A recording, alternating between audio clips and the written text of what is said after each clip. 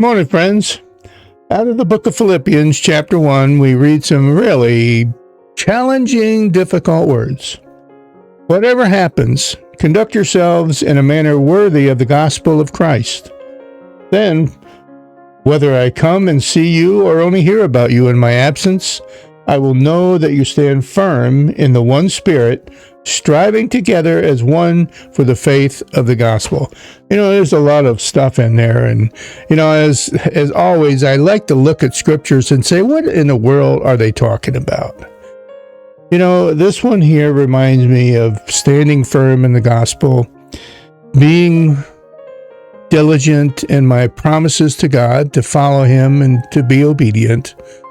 And I'm reminded of times where maybe I've failed.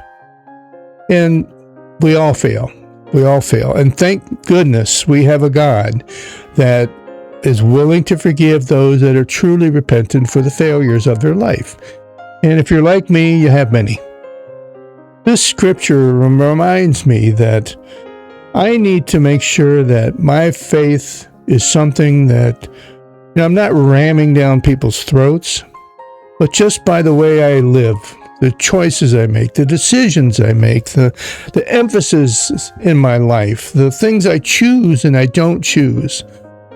Not to portray this holier than thou attitude, but to let people know that by the way I live my life, I believe in Jesus. I believe in God. I choose to honor Him through the best of my abilities. But sometimes I fail.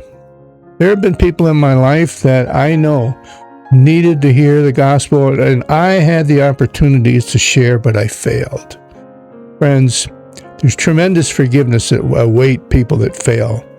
And it's not an excuse to just be half-hearted or lackadaisical with anything about, our faith and sharing it or whatever. That's not the case at all.